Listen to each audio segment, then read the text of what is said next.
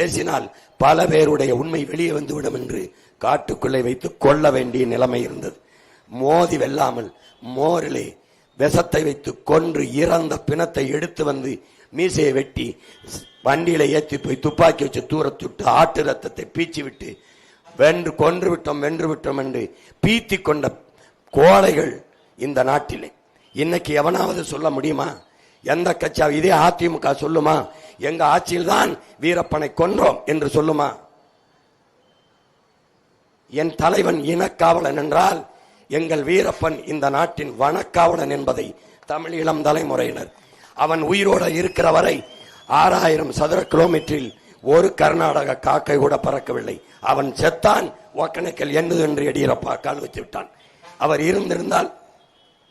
இருந்திருந்தால் காவிரியில் ஒரு சொட்டு தண்ணி தர முடியாது என்று கன்னடர்கள் பேசியிருக்க முடியுமா என்று தன்மானமிக்க தமிழ் மக்கள் சிந்தித்து பார்க்க